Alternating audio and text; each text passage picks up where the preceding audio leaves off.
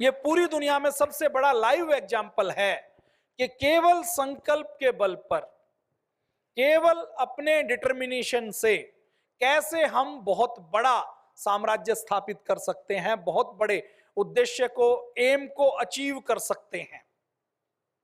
तो ये पूज्य स्वामी जी महाराज ने करके दिखाया। तो पूज्य स्वामी जी और पूज्य आचार्य जी ने पहले 10, 20, 50 लोगों की नब्ज देखनी शुरू की, दवाई देनी शुरू की। शुरू में पूज्य स्वामी जी और पूज्य आचार्य जी सबको निःशुल्क दवाइयां देते थे, लेकिन निःशुल्क दवाइयां जब लोग लेते थे तो कुछ लोग तो बाहर निकलते ही गंगा के अंदर डाल देते थे, और फिर जब थोड़े लोग आते थे तो निःशुल्क देनी संभव थी। जब संख्या बढ़नी शुरू हो गई तो निःशुल्क देना संभव नहीं रहा। तो पूज्य स्वामी जी महाराज, पूज्य आचार्य जी ने निर्णय लिया कि अब हम बड़े स्तर पर दवाइयां बनाएंगे और उनको लागत मूल्य पर लोगों को उपलब्ध करवाएंगे।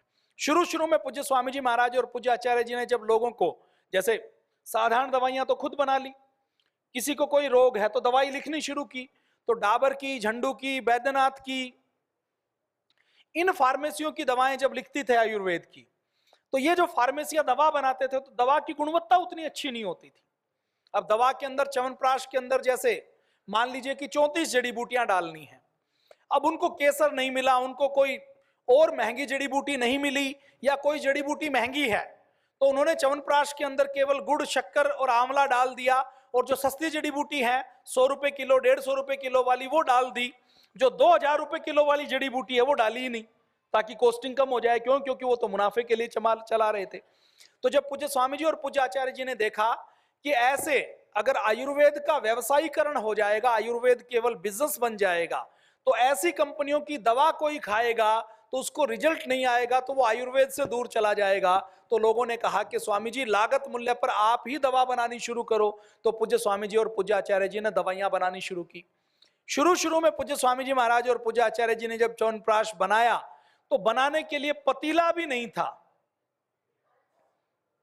वो पतीला भी पूज्य स्वामी जी, वो बर्तन भी पूज्य स्वामी जी और पूज्य आचार्य जी बाजार से रेंट के ऊपर लेकर आए। ऐसे ये यात्रा शुरू हुई। मैंने आपको ये कहानी क्यों बताई? क्योंकि आप भी जब अपने जिले में, अपनी तहसील में काम करेंगे तो आपके काम करते हुए भी आपको हो सकता है शुरू में 2 व्यक्ति मिले, शुरू में आपको छोटा काम करना शुरू कर पड़े। तो कोई भी काम को आपको छोटा नहीं मानना। पूज्य स्वामी जी महाराज कितना पुरुषार्थ करते थे, आप अंदाजा लगाइए कि पूज्य स्वामी जी महाराज एक बार आश्रम में टॉयलेट का, लैट्रिन का गड्ढा भर गया, तो उस भरे हुए गड्ढे को पूज्य स्वामी जी ने कहा कि उस आश्रम में जो ब्रह्मचारी रहते थे उन ब्रह्मचारियों से कहा कि आप साफ कर दो, जो पैसे बाहर देने हैं उनकी जलेबी खिला देंगे। उन्होंने मना कर दिया। तो पूज्य स्वामी जी महाराज ने खुद टॉयलेट का गड्ढा बाल्टी लेकर अपने हाथों से साफ किया।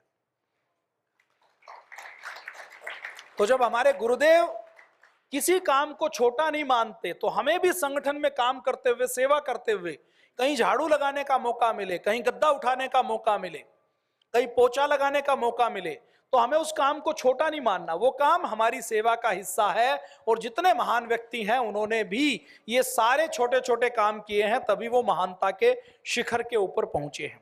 उस समय लगभग 20 विद्यार्थी यहां पर पढ़ते थे। पूज्य दीदी साध्वी देवप्रिया जी भी उस समय यहां पर MA करती थी। उन्होंने मुझे ये बात बताई इस विषय के विषय में।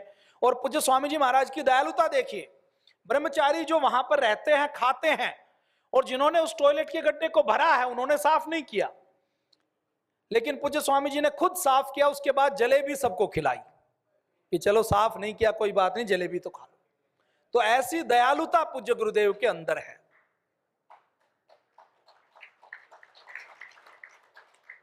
तो हमें भी अपने पूज्य गुरुदेव से ऐसी दयालुता और ऐसा किसी भी काम को छोटा नहीं समझने का गुण सीखना है। तो 1995 में पूज्य स्वामी शंकरदेव जी महाराज के कहने से पूज्य स्वामी जी महाराज दिव्य योग मंदिर ट्रस्ट में, जो आप देख रहे हैं, यहां से आप यात्रा शुरू की। तो पहला ट्रस्ट हमारा बना दिव्य योग मंदिर ट्रस्ट। लिख लीजिए, ये परीक्षा में पूछा जा सकता है। तो दिव्य योग मंदिर ट्रस्ट 1995 में बनाया गया। 5 जनवरी 1995 में इसका रजिस्ट्रेशन हुआ।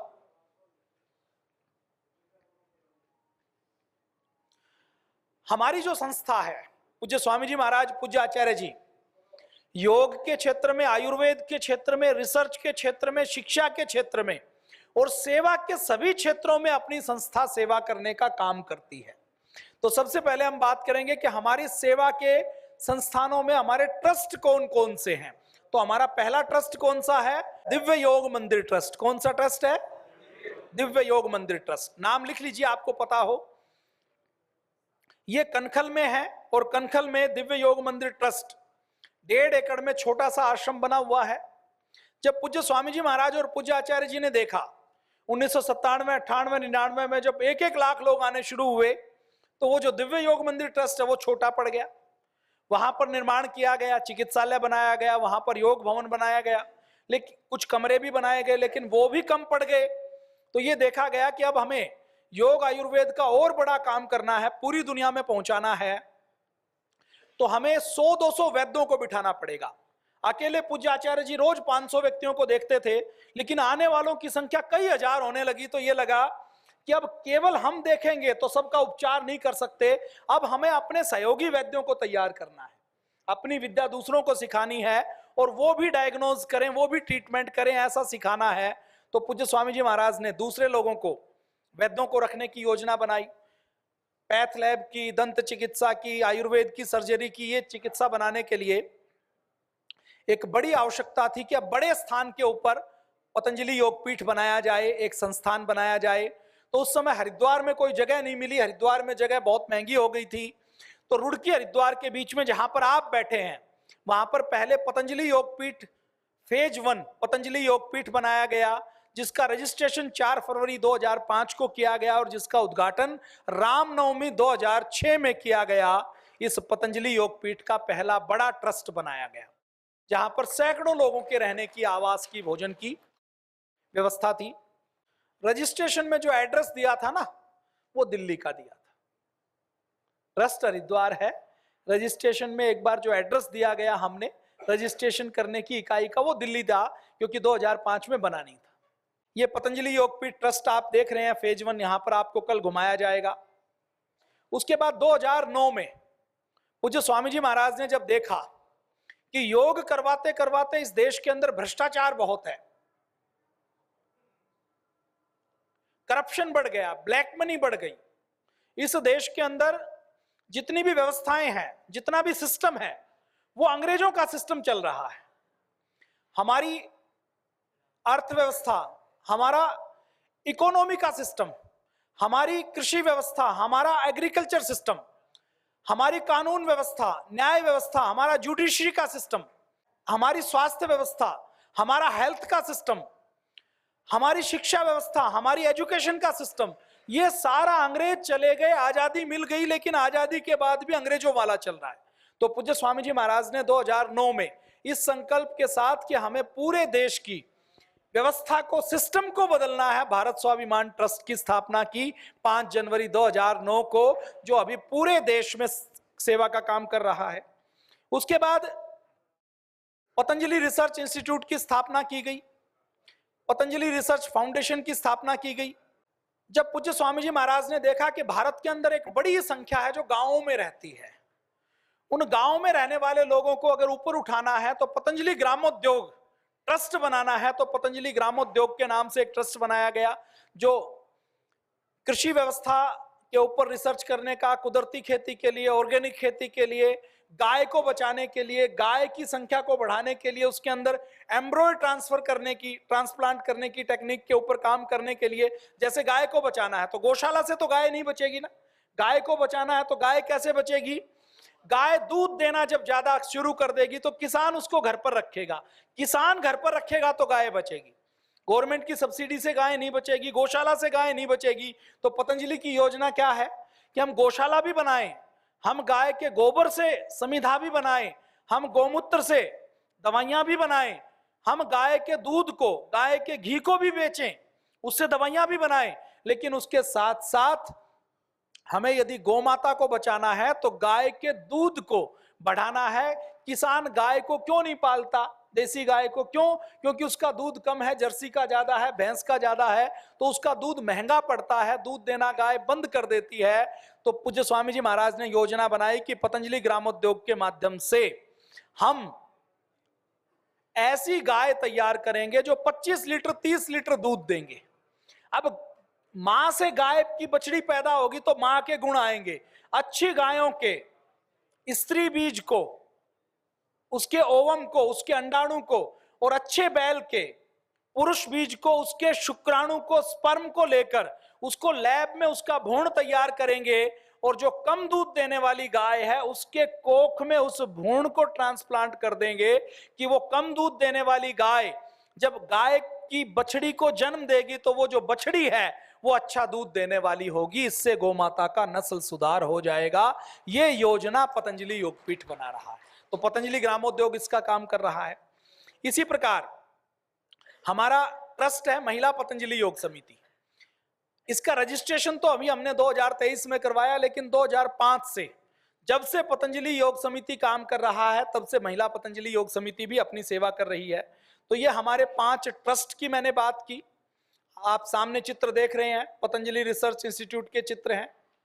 कैनवस के ऊपर लाखों पेंटिंग बनाई गई हैं। केमिस्ट्री की लैब, बायोलॉजी की लैब, माइक्रोबायोलॉजी की लैब, नैनो टेक्नोलॉजी की लैब। चूहों के ऊपर ट्रायल करने का काम पतंजलि योगपीठ में चल रहा है। World herbal encyclopedia,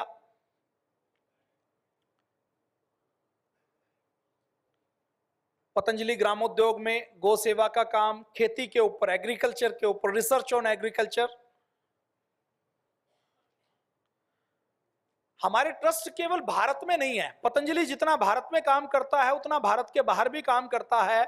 international level के ऊपर यूके में, यूएसए में, कनाडा में, नेपाल में, मॉरिशस में भी पतंजलि योगपीठ के ट्रस्ट सेवा का काम करते हैं। और दुनिया के 200 देशों में पूज्य स्वामी जी, पूज्य आचार्य जी ने योग आयुर्वेद को पहुंचाया है। पूज्य स्वामी जी और पूज्य आचार्य जी को देखने वाले दुनिया के 200 देशों में व्यक्ति हैं। पूज्य स्वामी जी, पूज्य आचार्य जी का खुद दुनिया के 35-40 देशों में तो खुद जाना हुआ है। ये यूके का हमारा ट्रस्ट है। जैसे भारत में अंग्रेजों ने शासन किया तो भारत तो किसी देश के ऊपर जाकर शासन नहीं करता, लेकिन अंग्रेजों, यूके में रहने वाली एक माता सुनीता ने यूके में एक पूरा द्वीप पतंजलि को डोनेट कर दिया, पतंजलि को डोनेशन में दे दिया। पूज्य स्वामी जी महाराज ने अपना ट्रस्ट कनाडा में बनाया हुआ है, नेपाल में बनाया हुआ है, मॉरिशस में बनाया हुआ है, दुबई में, ऑस्ट्रेलिया में, दक्षिण कोरिया में, अफ्रीका में, अनेकों देशों में जाकर पूज्य स्वामी जी महाराज अपने शिविर लगा चुके हैं। तो ये तो हमने ट्रस्ट की बात की। अब हमारे संगठन कौन कौन से हैं? संगठन का, ट्रस्ट का मतलब क्या? रजिस्टर्ड बॉडी, जिसका कोई भवन है, जिसका कोई हेडक्वार्टर है, जहां एक जगह कंसंट्रेटेड होकर काम करते हैं। लेकिन संगठन का अर्थ क्या है? जो पूरे देश में काम करता है। तो हमारे संगठन कौन कौन से हैं? जो सोसाइटी के बीच में काम करते हैं, जो सोशल सर्विस करते हैं, जो चैरिटी करते हैं, उसको हम ऑर्गेनाइजेशन कहते हैं, उसको हम संगठन कहते हैं। तो हमारे संगठन कौन कौन से हैं? पतंजलि योग समिति, आप सबने इसका नाम सुना है, आप सब उसके पार्ट है। महिला पतंजलि योग समिति, जितनी हमारी बहनें हैं वो महिला पतंजलि योग समिति के सदस्य हैं। भारत स्वाभिमान, जैसा मैंने बताया कि भारत स्वाभिमान को हमने रजिस्टर्ड भी करवाया हुआ है। भारत स्वाभिमान एक ट्रस्ट के रूप में भी है और एक संगठन के रूप में भी पूरे देश में, देश के सभी जिलों में और सभी तहसीलों में इसकी शाखाएं हैं। युवा भारत हमारा संगठन है, पतंजलि किसान सेवा समिति हमारा संगठन है, हमरू स्वाभिमान हमारा संगठन है और सोशल मीडिया हमारा संगठन है। ये 7 हमारे संगठन हैं जो पूरे देश भर में, इस देश के अंदर 6,38,365 गांव हैं, 2 लाख से ज्यादा गांवों में हमारा यह संगठन, मोर देन 2 lakhs विलेजेस, अवर संगठन, अवर पतंजलि योग समिति, महिला पतंजलि योग समिति, भारत स्वाभिमान, युवा भारत इज डूइंग चैरिटी। तो 2 लाख से ज्यादा गांवों में हमारा संगठन ये पहुंचा हुआ है। हमारा सोशल मीडिया संगठन सोशल मीडिया के माध्यम से योग आयुर्वेद का प्रचार प्रसार करने का काम करता है। हमारा पतंजलि किसान सेवा समिति संगठन किसानों के बीच में कुदरती खेती कैसे करें, योग कैसे करें, उसका प्रचार प्रसार कर रहा है। हमारा भारत स्वाभिमान पतंजलि योग समिति भाइयों के बीच में सेवा का काम करता है। हमारा युवा भारत युवाओं के बीच में, युवा नशे से बचें, युवा अपना कैरेक्टर कैसे अच्छा बनाए, युवा अपना शरीर कैसे अच्छा बनाए, इसके बारे में युवाओं की बॉडी बिल्डिंग से लेकर कैरेक्टर बिल्डिंग के लिए हमारा युवा भारत काम करता है। महिला पतंजलि योग समिति, इस देश की जितनी बहनें हैं वो महिला पतंजलि योग समिति में अपनी सेवा करती हैं। तो ये हमारे संगठन है जो देश की 2 लाख से ज्यादा गांवों में अपनी सेवा का काम करते हैं। आप सब भी इन संगठनों के सदस्य हैं। आप में से कोई भारत स्वाभिमान से जुड़ा है, कोई पतंजलि योग समिति से, कोई युवा भारत से, कोई हमरू स्वाभिमान से, कोई किसान सेवा समिति से। आप में से किसान कौन कौन है? तो आप जो खेती करते हैं वो हमारे पतंजलि किसान सेवा समिति से जुड़कर जैविक खेती, कुदरती खेती का प्रशिक्षण भी ले सकते हैं। वो प्रशिक्षण भी हरिद्वार से दिया जाता है, उसके बारे में बहन वेदप्रिया जी एक दिन बताएंगी। हमारे पतंजलि योग समिति, महिला पतंजलि योग समिति ने, हमारे संगठनों ने मिलकर 5-5 लाख से ज्यादा लोगों के Guinness book of world record बनाने का काम किया है। हमारा सोशल मीडिया संगठन पूरे देश में काम करता है। पूज्य स्वामी जी महाराज और पूज्य आचार्य जी से सोशल मीडिया पर 5 करोड़ से अधिक लोग जुड़े हुए हैं। आप भी सोशल मीडिया पर पूज्य स्वामी जी महाराज और पूज्य आचार्य जी के फेसबुक से, ट्विटर से, यूट्यूब से, इंस्टाग्राम से जुड़े और रोज जो पूज्य स्वामी जी महाराज बोलते हैं, जो रोज सिखाते हैं, उसको आप सीखें, उसको आप उसकी जानकारी करें, उसको लाइक करें, उसको फॉलो करें, उसके ऊपर कमेंट करें। और आपको भी अपना फेसबुक का, ट्विटर का अकाउंट बनाकर जो आप योग की कक्षा लगाते हैं उसमें कोई ठीक होता है तो उसको अधिक से अधिक प्रचार प्रसार करें। पूज्य स्वामी जी महाराज कहते हैं ना कि अभी नशे का खूब प्रचार है। वो दलजीत दोसांझ, वो उनका जो पंजाबी गायक है, उनसे लेकर जितने भी गायक है वो शराब के ऊपर गाने बनाते हैं। मैं अभी पिछले हफ्ते एक कार्यक्रम में गया, एक कोई सोशल फंक्शन था, उसमें किसी की शादी की सालगिरह थी, तो मुझे वहां पर जाने का मौका मिला। मौका क्या मिला, मजबूरी थी, जाना पड़ा, मौका नहीं मिला तो कुछ देर वहां पर रुकना पड़ा। तो डीजे लगाया हुआ और डीजे के ऊपर जो 10 गाने बनाए गए, गाने चलाए गए, उस 10 गानों में से 7 गाने ऐसे थे जो शराब के ऊपर थे। मैं पीता नहीं हूं, मुझे पिलाई गई है, 2 घूंट पिला दे। तो ये सारे गाने जो बनाए जाते हैं, ये प्रचार किया जाता है, ये सुनियोजित प्रचार किया जाता है ताकि शराब की सेल बढ़े। जो स्क्रिप्ट राइटिंग करने वाला व्यक्ति होता है ना, उसको पैसे दिए जाते हैं कि आपको पूरी पिक्चर के अंदर, पूरी वेब सीरीज के अंदर, पूरे सीरियल के अंदर आपको 10 सीन डालने हैं शराब के। शराब को यह दिखाना है कि कॉमन है, शराब पीना सामान्य है, शराब नहीं पीना अब नॉर्मल है। शराब यदि कोई पीता है तो वो फॉरवर्ड है, वो एडवांस है, और शराब कोई नहीं पीता तो वो बैकवर्ड है। पैसे दिए जाते हैं, प्रोड्यूसर को पैसे दिए जाते हैं, वो कहते हैं जी हमारे ब्रांड की अच्छा, ये जहां पर शराब के ब्रांड को नहीं दिखाया जाता तो वो पैसा देता है शराब की लॉबी, शराब की एसोसिएशन।